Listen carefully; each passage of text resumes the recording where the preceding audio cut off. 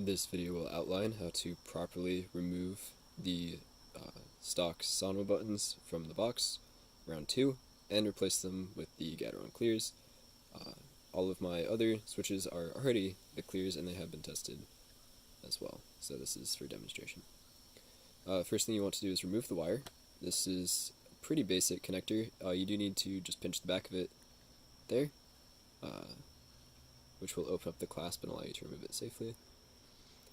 Once you have removed the wire and you're just working with the Sonoma switch, you want to pinch either side. And this is with regards to both the little bumps on the housing here, as well as the actual Sonoma letters. You want the side, and you want to pinch in and push down, and it should move down about 1/4 inch.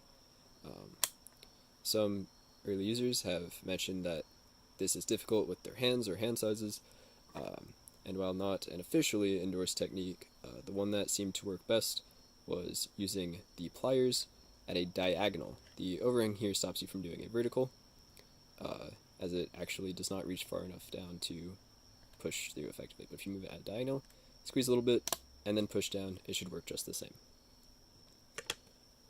Once you've done that, you are actually still going to use the pliers, and you're going to grab either side like so. Now, it should click into place. There are holes on the sides here, and once that pushes in properly, you're going to want to move your box off of a desk if you have one, and just push down with your finger like so. You can also, you could use the cylindrical plunger tool. I have not found it to be particularly effective. I find that simply leaving the pliers on and pushing down works best for me. If you find that something else works better for you, of course that is a viable option as well. So right now we are keeping the keycap, we're holding on to that, and the Sonoma you can save for later, but you're not going to be using it for the rest of this installation. Now we have our Gateron clears.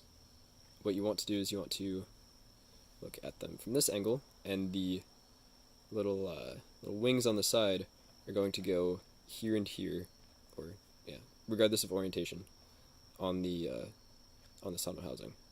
So for this one, I had it set up like so, and there are little, there are little tiny cutouts, there we go, on the wings, and those slide into the same slots that the plier went in earlier on the sides. So what you want to do is you want to gently maneuver it like so, and get it to snap into place. You want to mostly push down on the plastic and not the switch. But if you push down on the plastic, you should be able to get it to click into place. At that point, you can redo your wiring.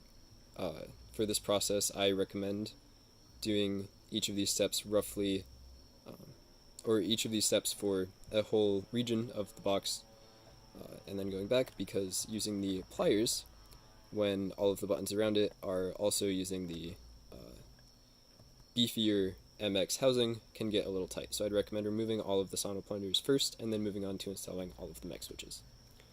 Now once that's in place, all you need to do is flip back to the front, and you can see here I have no keycap, so we're going to give that a firm press, make sure it's seated properly, make sure that all the wings clicked in, make sure that sticks, and we're going to put our keycap back.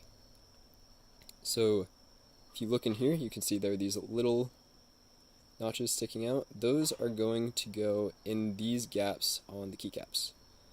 So we're going to align it accordingly, and then press in on the little wings on the side of the keycap, and push in like so.